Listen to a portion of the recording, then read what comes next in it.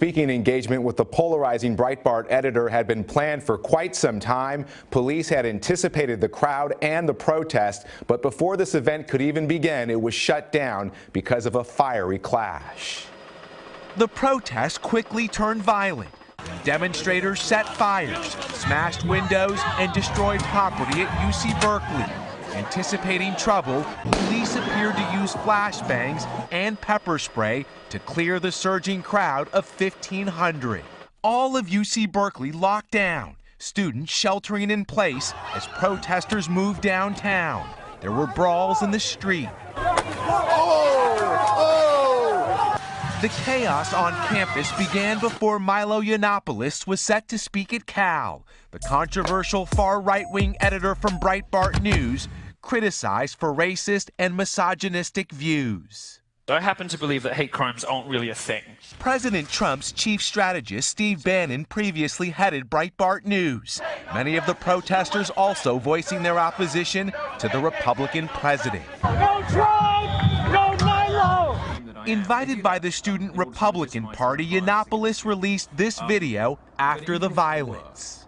Even if the things that they said about me were true, there still wouldn't be an appropriate response to ideas. Banned from Twitter for inciting harassing tweets, Yiannopoulos has been called a leading member of the alt-right movement. But he denies he is part of the growing group of white nationalists. Last week, a man was shot at the University of Washington as demonstrators gathered outside a Yiannopoulos speech. And at UC Davis, a clash between police and protesters forced school officials there to cancel yet another speaking engagement. Now it's happened again, this time at the very university where the free speech movement was born. This morning, the president is also watching the protest, tweeting, "If UC Berkeley does not allow free speech and practices violence on innocent people with a different point of view, no federal funds." The college Republicans at Cal say, quote, "The free speech movement is dead," adding the constitutional right to free speech was silenced by criminals and thugs. Welcome once again to the Radical Imagination. I'm your host, Jim Vrettos. I'm a sociologist who's taught at Yeshiva University, John Jay College, and Touro College here in New York City. Noam Chomsky once remarked that Goebbels was in favor of free speech for views he liked. So was Stalin. If you're really in favor of free speech, then you're in favor of freedom of speech for precisely the views you despise. Otherwise, you're not in favor of free speech. If you don't like what they're saying, argue with them. Don't censor them. But Chomsky also understood that rational discussion is useful only when there is a significant base of shared assumptions. We, at the very least, should be able to apply to ourselves the same standards that we apply to others. If an action is right or wrong for others, it is right or wrong for us. In a polarized America, half the country can't even agree with the other half as to whether or not to wear a protective mask during the pandemic. We're increasingly unable to set forth a common set of shared values, facts, and narratives as a people, living and participating in what we would like to think of as a vibrant and vigorous democracy. Many seem to be simply incapable of applying Chomsky's lessons to themselves and others. Michelle Goldberg puts it succinctly in a recent Times op-ed piece. It's an old liberal quandary. How should a tolerant society treat those who conspire against tolerance? How long can our society endure, absent any overlapping values or common truths? You can condemn an anti-democratic party for behaving anti-democratically, but you can't really argue with it. In an important and timely book entitled Saving Free Speech from Itself, our guest today on the Radical Imagination tackles the complicated and tendentious process of where to draw the line between what should be protected speech and what shouldn't. He argues that certain limits on free speech are not only constitutional and in line with previous case law, They're essential for the maintenance of civil society and personal dignity. Behind every free speech absolutist can lurk an internet bully and college campus censor. We need to contrast and modify our First Amendment absolutism with European statutes that recognize the right to dignity and that criminalizes hateful and inciting speech. He believes these liberal democratic European models are more in line with what our founding fathers intended, which was that the right to free speech was for better citizenship. Thane Rosenbaum is a novelist, essayist, law professor, and distinguished university professor at Touro College, where he directs the Forum on Life, Culture, and Society. He's a legal analyst for CBS News Radio and appears frequently on cable and television programs. Thane is the author of highly successful nonfiction books, which include The Myth of Moral Justice, Why Our Legal System Fails to Do What's Right, Law Lit, From Atticus Finch to the Practice, a collection of great writings about the law, Payback, The Case for Revenge, and his latest, Saving Free Speech from Itself. So Thane, it's great to have you here. We haven't talked in a number of years, and this is a wonderful way to revisit and start a conversation again. So thank you so very, very much for being here and doing the show. Well, Jim, your audience should know that we are literally old friends. So it is lovely to be, it's literally very lovely to be back in touch with you, specifically right now in this time in our history and in connection with this new book. Thank you. Absolutely. And this is such an important book, and it hits on crucial, profound issues that we're grappling with. And again, let me actually start by asking you this. Saving free speech from itself pretty much is asking the question or assuming that it needs to be saved. And another question that might follow from that is, if it does, then who's going to do it and how should we do it? So can we start with that? Does free speech need to be saved? Well, Jim, yes, because the way we've interpreted the free exercise of speech clause in the Constitution, I think is very confusing for many people.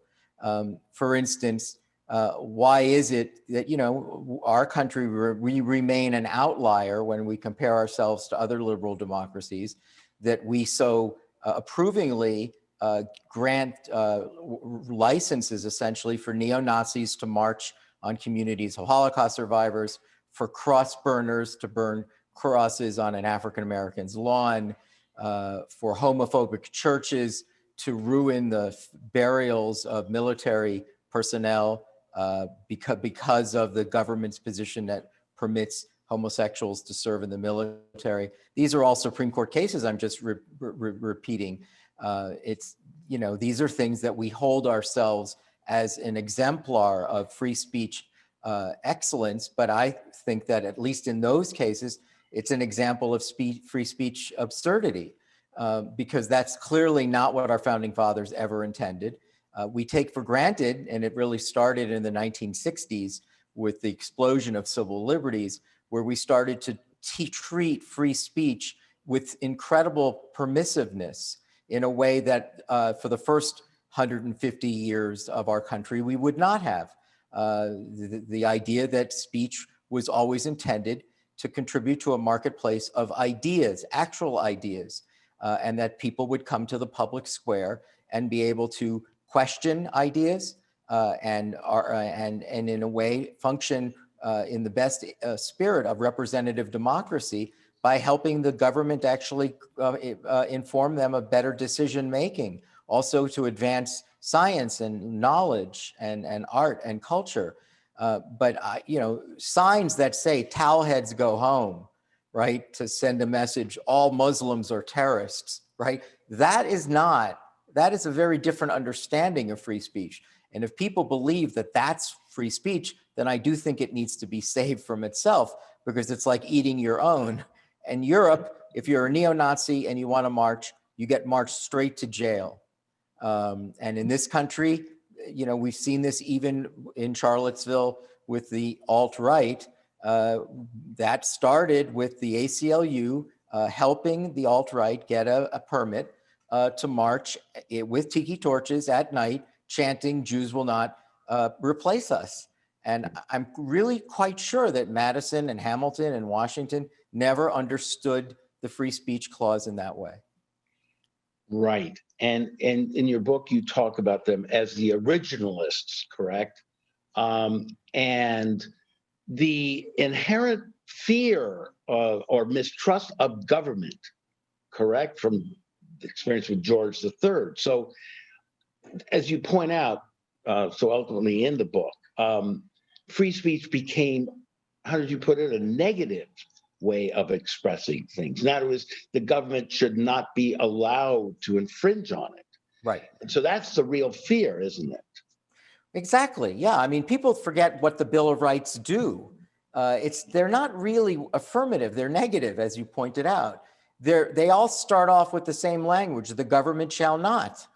It doesn't say Jim Vrettos have a right to free speech. It says that the government has no right to restrict, curtail Jim Vrettos' speech. That's a very different idea.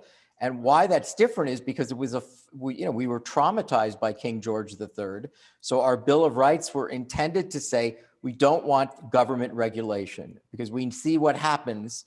And if you look at all the amendments, all the Bill of Rights, they all have this one thing in common. It's something that King George III used to do to us when we were colonialists. British Tory soldiers would come into our house and rifle through our personal effects and look for stuff. Well, that's why we have the Fourth Amendment. The government shall not, without a warrant, without judicial review, run into your house with soldiers and start knocking things down to look for stuff. So it was all a response to King George III, but that doesn't mean, right, that we meant that there should be no civility, that there shouldn't be some regulatory impulse that decides, well, what is permissible speech from impermissible speech? What is speech that actually expresses an idea versus speech that is just there to frighten, intimidate, dehumanize, denigrate, deprive people of citizenship? Because if you can't walk outside your house, I have a quote from Lyndon Johnson you probably picked up in the book. It's my favorite. It said, "A man has a right to go outside his house with his children and not be humiliated." Right? You shouldn't have to explain to your child what the signage, "Go home, all Muslims" mean. You shouldn't have to explain that to them. That deprives people of their right to citizenship, that their sense of participation in our democracy. And that's the difference between cross burners and, in my view, flag burners who are burning the flag in front of families that have lost children in fighting for this country. That if you think that George Washington, who was the leader of our colonial army, believed that 40 years later, that the Supreme Court would say, "Oh, no, of course, burn the flag in front of families who just lost servicemen fighting for this country," you're out of your mind. If you actually think that that's what George Washington thought. Right. But the founding fathers also understood that the country came out of a revolution, Yeah. and they wanted to protect the right to dissent and protest. You mentioned the ACLU. They got started, around 1920 in response, as I understand it, Baldwin getting it started, because lefties, union organizers, women activists, and so on, weren't allowed their own narratives and were being squelched in their rights, as they saw it, to speak out. So the ACLU became an organization originally, in a sense, to protect those initial lefty ideals. Yeah. But it evolved into an organization, I think, particularly under Ira Glasser, from 1978 to 2001. He was the director, as you well know. In fact, he was just on the show. We had him on the show a couple of weeks ago, and he pointed out, he likes to point out that the ACLU was like an insurance policy. And he puts it this way, like, think of yourself as facing an enemy, and you have poison gas, and you've got them in your sights, and you're ready to, throw the gas at them, except the wind shifts. So in your desire to squelch someone who's trying to keep you from your own opinions and so on, it can turn on you. Therefore, the absolute duty is to protect the rights of all of us. The solution for a more civil society is more democracy, in a sense, more free speech. However, it's not limitless. But so what do you make of the ACLU's attempts to balance some of this? But And also you mentioned, I'm sorry, and also you mentioned the free speech movement at Berkeley.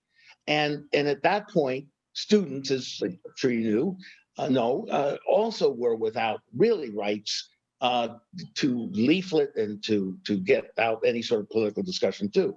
So how does that all figure into what your argument is? So, for instance, we look at people, I think of people like, legends of the free speech movement, Ira Glasser, my friend Nadine Strawson, right? Yeah. I mean, Nadine and I have debated this topic around the country for years, because I would say, yeah, what Jim Vrettos just said is exactly why we have the ACLU. But don't we see a difference between college students in the 1960s who were part of the movement, anti-war movement and the counterculture, handing out leaflets and criticizing governmental policies, and the Klan burning crosses on the lawns of African Americans, right? I mean, what is the idea there? There is no idea there. What is the public policy proposal there? To kill people? Is that what is that what the ACLU is in the business of doing? To say to African Americans, we're gonna just burn a cross inside of your house because we have something to say.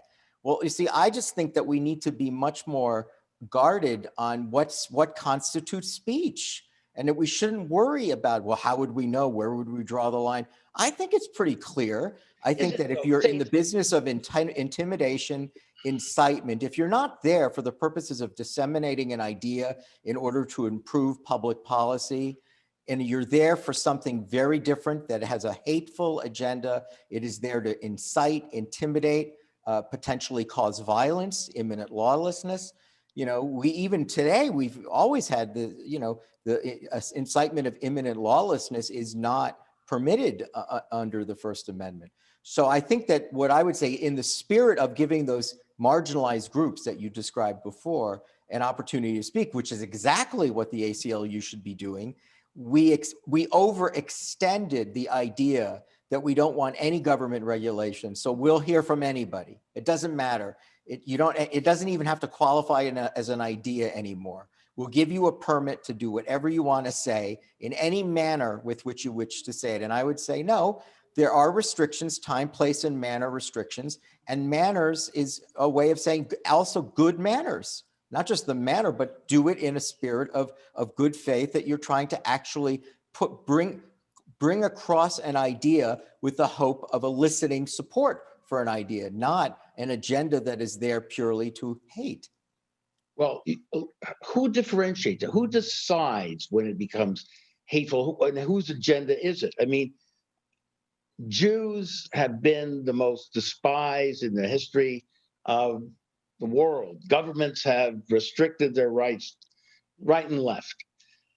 So Glasser makes the point that the ACLU is, in a sense, speaking for those marginal groups, against the power of government, which you pointed out we were suspicious of at first as well. In our own founding fathers were suspicious of. So I'm not sure I understand that the issue is the overpower of the government to control us.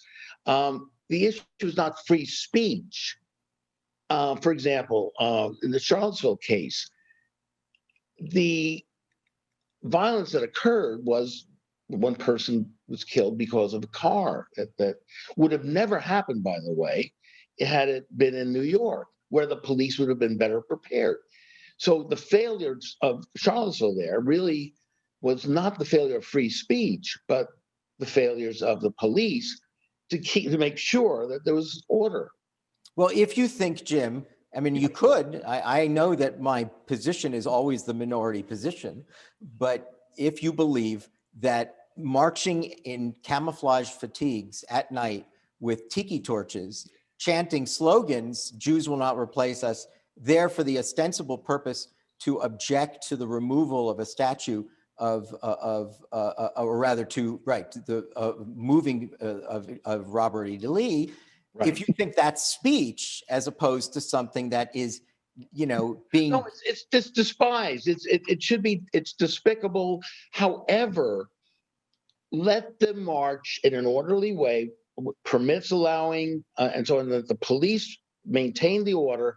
And what happened, as I understand, there was a counter movement that met them in Boston, and the same thing happened in Skokie. So they did finally march in Chicago, and you had a dozen or so, and they were surrounded by hundreds and thousands of people who humiliated them and shamed them. So the optimism that we should have is with democracy, that we are becoming more civilized, that we are becoming more sensitive to each other, and the process could be painful, but the lessons might be also very, very wonderful in the aftermath. Last point, as I think you probably know, the Illinois, as a result of the Skokie protests, many of the Skokie organizers were spearheading and finally succeeded in establishing a Holocaust museum in Illinois. So I'm actually speaking there next week. Are you? So what a nice lead-in. I'll tell them that this happened. Yeah, I'm speaking, I think, next Wednesday. Well, it'll be like the Jim Vrettos show. It'll be on Zoom, but it is at the Illinois Skokie Museum next week. Well, as we know, Hashem works in mysterious ways. Yes, this is a perfect. Well, let me just add two thoughts to that. The first thought is, when you speak of the ACLU in Charlottesville, one of the anecdotes in the book that I really like is the one that happened after Charlottesville, because the ACLU went to court like they did for the neo-Nazis and got the alt-right the permission to get a permit to march on Charlottesville that evening. But after all of this happened, 200 lawyers in the ACLU wrote a letter to then the now president of the ACLU, not Ira, not Nadine, I forget, it was Romero is his last name. Yeah. And he was shocked to receive a note from 200 lawyers signed saying, essentially, Jim, what the hell are we doing? What the hell kind of a business is this? Shouldn't we really be interested in equality? Isn't that what we're about, which is what Jim Vrettos started off, giving voices? Are we really in the business of letting thugs intimidate people? I mean, is that what we're, but the fact that 200 ACLU lawyers had misgivings after Charlottesville is a very telling anecdote. The second thing I would say, Jim, which we didn't know, we intuitively knew with the march on Skokie in 1977. But, in the book, as you know, there's 3 or 4 chapters devoted to the science of hate, meaning what is the impact? It's simply not true. We have a First Amendment jurisprudence in this country, again, an outlier, unlike any other liberal democracy, that is based on a nursery rhyme. Sticks and stones can break my bones, but names cannot hurt me, right? I mean, we should be embarrassed that this is the founding principle of our free speech movement. It's called sticks and stones, except for one thing. It's just not true. All parents know that when they tell their children that, it's ridiculous. In fact, names do hurt. And one of the things that, and as you know in the book, I'm not just talking about insults or offenses. I'm talking about weaponization of words. Turning words into actual acts of violence. And the science now, Jim, through neuroscience, neuroimaging, it's clear, Jim, it's not even a question. Not only does it damage mental health, but physical health. It leads to all sorts of inflammation that leads to, and they've learned this, African-American men have experienced this, years of pervasive hatred toward you. The stress that's caused all sorts of physical problem. So when you said something about, well, just let everyone have their say, and that's an example of civilization, we're more civilized that way, I would say, but that's not actually what happens. If the neo-Nazis want to write an op-ed in the Chicago Tribune, good luck. Write it. Write an op-ed. But marching into a community of Holocaust survivors, wearing jackboots, dressed like a bunch of clowns from 1938, right, to re-traumatize. Remember, this was 1977. Auschwitz was liberated in 1945. People forget how loaded that was, that Skokie decision. Extraordinary when you think about that 30 years of the liberation of Auschwitz, the Nazis had followed them essentially to a small, suburb of Chicago. So I think we shouldn't just, make the assumption too quickly that it doesn't harm, because in fact it does cause harm, and to engage in civilized conversations has real value, and that's what we should be aiming for. Civilized conversations. I understand.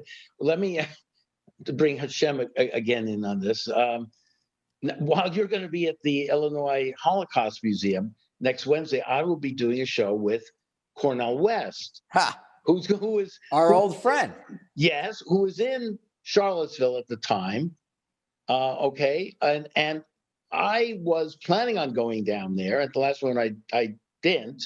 So he was, as he's put it, saved by Antifa.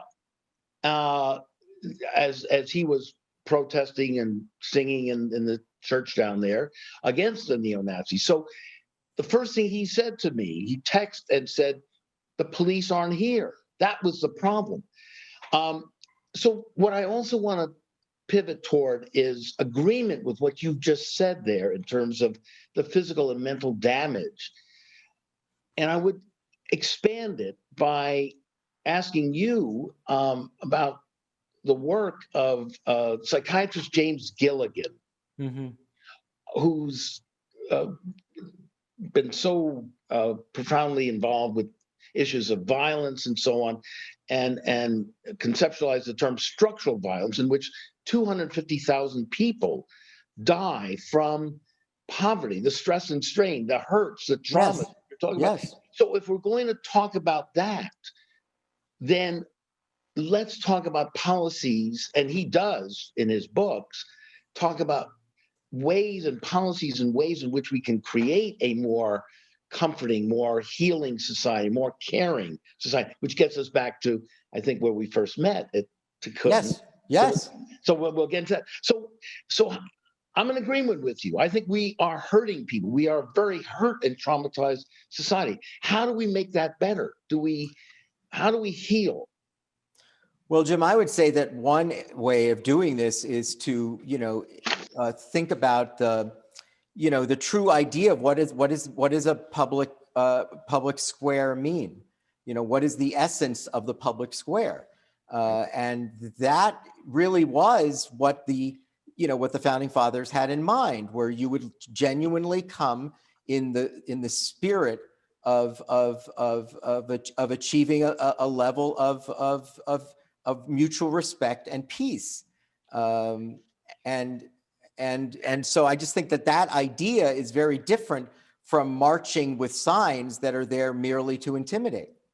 But so many people were not part of that community and marketplace of ideas, as you well know. So hasn't America been an experiment in trying to include more and more people in that wonderful dream and bringing people to a more harmonious and happier life? And yet, how do we do that? But other than through social movements, which are seeking to get their messages across, and in some ways, these are difficult messages for people to listen to. Yeah, on both sides, I'm saying left and right. Yeah, people. I mean, these Nazis or neo-Nazis are highly traumatized people themselves. How do we deal with that? Yeah. Well, this is, where we just disagree, because I don't think that maybe not. I don't think the Nazis are in the business of expressing their confusion or for that matter, introducing ideas into the marketplace. For instance, I've said this in the book. Yeah, I'm just saying that they're not misunderstood. This is the problem with what I was shocked with Mark Zuckerberg when he talked about why he doesn't doesn't censor or take down Holocaust denial websites, pages on Facebook. And I was shocked at his response. This is a guy, purportedly went to Harvard or didn't graduate. This is a reason why someone should graduate, because what he said was utterly idiotic. He said, well, we don't punish people simply for getting their facts wrong. So it seemed to me he was saying, well, the Nazis just haven't read enough books. And if they did, they would understand. Instead of saying, no, they know exactly what they're doing. Mark Zuckerberg doesn't seem to care what they're doing. So he just wants to give them an excuse to continue to do it. What their purpose is they're a harm-producing strategy. That's what Holocaust denial is. There is no other purpose other than to harm another group of people by depriving them of the worst atrocity that's ever happened to them. So again, they're not, if it's not being offered for true human betterment and to raise the level of debate. See, this is where the Europeans really understand. This is why human dignity, which is a word that doesn't even exist in our Constitution or in our Declaration of Independence.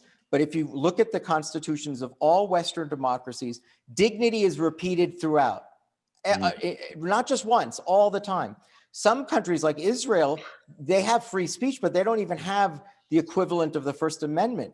But they do have a basic law on human dignity. And so then what is it about the United States that thinks, believe me, I'm sure Ira Glasser wouldn't agree with anything that I'm saying here, but I'm saying, why is it that we decided that anything out of the mouth of any lunatic is more important than any other value, nothing else should be able to be offset against it. And that's what this book is there to, that's why I'm saying saving free speech from itself. If we think that that's really the purpose of free speech, then maybe we really need to save it, because this is not the spirit of what it means for human betterment, for the elevation of public debate, for the participation, as you said earlier, of people who are normally voices excluded. Okay. That is not what Nazis and the Klan are interested in. They're not there because they're saying, we have really important ideas that we want people to understand for the purposes of human betterment. They're saying, we just hate these other people, and we're prepared to exercise our First Amendment in a weaponizing way to threaten, incite, and damage them. Well, they should be allowed to do that, and they should be restrained, and the law should, if they're attempting to do that, the law should apply to them. Let me turn again to Gilligan, who for 30 years worked with the most violent of individuals in the Massachusetts prison system, the head of the Department of Mental Hygiene there. Long story short, he, through many, many months and years working with these people, began to understand the trauma that they had experienced, which then led them to become so violent toward and self-destructive toward themselves and others. From that narrative, he began, and we all began to learn better the nature and cause of violence. So he is the answer, the cure, if you will, for that is education. And to have institutions, therapeutic prisons, where they are helped to get the sort of counseling and education and care that they never got. That's our only, and I guess that sounds like Tikkun here again. Yeah, well, I don't have any problem with that. You and I met through, the teachings and writings of Michael Lerner and the magazine The Spirit. And, I clearly believe in that. I was 6 years their literary editor. I understand the message of healing and repair. But the question that I would say is, from the First Amendment's perspective, I agree with everything you've said, but is the answer to that to say, and that's the reason why we want violent people to be able to exercise their violence in language, right? Because that's what we've done. It's one thing to say, if we're really saying the healing message, if I'm all for whatever it takes to diffuse the rage and the anger, but if it means, well, the only thing to do is to dissipate the rage, is to let them go off into the world and burn crosses, right? I'm saying, no, that clearly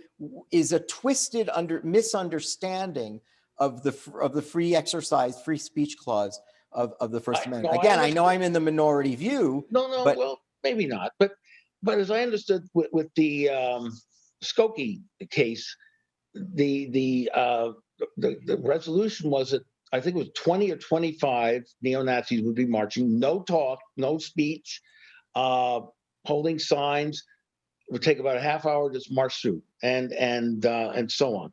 But let me just say something about that. Sure. In that case, it's Collin versus Smith. It was a Seventh Circuit decision. Yeah. One of the things that's said in that case that was shocking to me is that the judge who wrote the opinion said, I can well imagine the emotional distress that would be experienced by Jewish victims of the Holocaust. He didn't say the Holocaust, because by the way, that word was not widely used in 1977. So it's interesting that word, he said, I can well imagine the emotional distress, as if to say, I'm giving you a tutorial on the First Amendment. We recognize this is going to harm the Jews, but we don't care because the First Amendment rights of the neo-Nazis supersede the trauma of the Jews. The second thing that they said in the opinion that was shocking, which again, I think is the deprivation of citizenship. If you are in this vulnerable group, stay home. Don't go outside, shut the blinds and stay home. Now I read that as a law student and thought, that's just bananas. Really? Really stay home? Instead of saying, no, I pay taxes in Skokie. No, I want to go shopping that day, and I'm not staying home because you gave the right to a bunch of Nazis who came to our town because we just happen to have the highest per capita percentage of Holocaust survivors in the United States in our small town, and that's why they came to us and they didn't go anywhere. They originally tried to march in Chicago, and they ended up marching in Chicago, and again they were surrounded by hundreds of thousands of protesters, and a dozen of them showed up, and they showed themselves to be the Looney Tunes that they were. Can I throw out an example to you? Sure. I was teaching at yeshiva, sociology, and one of my classes, I invited. I think it was Guy Grossman, or Gary Grossman, one of the leading refuseniks, to come speak on my class. And I talked about it with my students, whether they would be interested. They said, absolutely. I can't remember exactly the year, but it was at least 15 years ago. So, and then there was, some pushback and so on, and I wanted it to be a debate, and I talked with this class about what would be beneficial. What could we learn from this? Would they, first of all, like to hear this person? And there were several who didn't and said they wouldn't want to see it, but most. Oh, wait, can I ask you, Jim? Why didn't they? Those who didn't want it, what was their reason? I know they just. Well, for the same reason that some didn't want Michael Lerner to come speak. I see. At yeshiva. Yeah. And in fact, at the last moment, we had a meeting. We had him up there, and I was told that there were going to be, I don't know, dozens and dozens of buses of Orthodox Jews coming from Brooklyn protesting. Of course, there wasn't. And he ended up speaking to several hundred students in a restaurant, cafe down the street, and so on. But anyway, now it happened. Last point on this: that one of the students, unbeknownst to me, his father was one of the deans, and he then came back to me and said, "Gee, I would like to debate Guy." Michael, he wanted to debate Michael. We're back to the refusenik now. Oh, Guy. Right, the refusenik, right. Right. And I said, that'd be great. And I checked this out with the class. At the last moment, his father said, no, Guy it's just too good a debate. He's going to destroy you and so on. But anyway, I asked my class again, all right, it's not going to be in a debate form. Would you still like him to come? And the overwhelming majority did.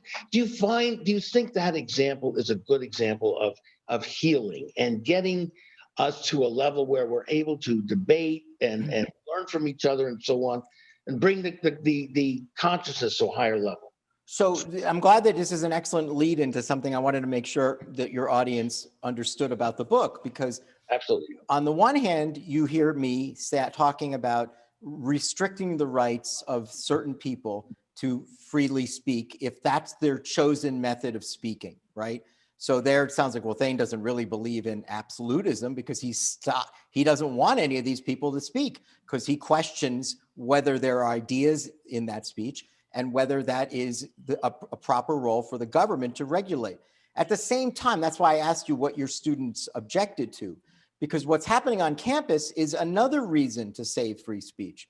It's the opposite of what I was saying before. There, we've become way too restrictive in shouting down speakers who have ideas. They're not there to cause hate. They're not there. They actually have ideas. You may disagree with those ideas, but they're genuine ideas. And we've seen in the last 5 to 10 years, a shocking number, even at Berkeley, which is stunning to me. Absolutely. At Berkeley, of all places, the foundation, you know, the ground zero of the free speech movement is now shouting down speakers, threatening speakers, disinviting speakers, disinviting people there to receive commencement addresses. Right. This idea, which is not, to me, it's illiberal. It's not liberal. It's completely magnified by the progressive left. I am at war with them over this because they seriously do not understand what it means to have a liberal arts education, which means that to be a liberal means to be open. That's what the word means. To be open to different ideas and to procedurally and deliberatively look at the two ideas, take your time and decide, make a judgment. But the idea that you can't even hear it, that we need to be coddled, we have to be trigger warned, we have to have safe spaces, we have to be protected against microaggressions, to me is so anti-intellectual, is so ahistorical. It is so, in every way, the antithesis of what it means to be in a university. So yeah, I think that posting on a door of a Muslim a sign that says "Towel heads go home" or "All Muslims are terrorists," that's not speech. But if someone wants to have a speech on campus about the relationship between Sharia law and radical Islam, right? That's not racism, right? It's not. There. You're an absolutist in that. Yes, that is not. That's not racism. That's an actual idea. You may not like that there's a connection between the Quran and, you know, that people are making a connection between the Quran and the literal language of the Quran and the killings of infidels or homosexuals or women. You may not like it. Maybe it doesn't make your religion feel good about the religion, but it's not racism. It's just not. It's not Islamophobia. It's calling attention to an idea and challenging the idea. Right. No disagreement on that one. Yeah, no. So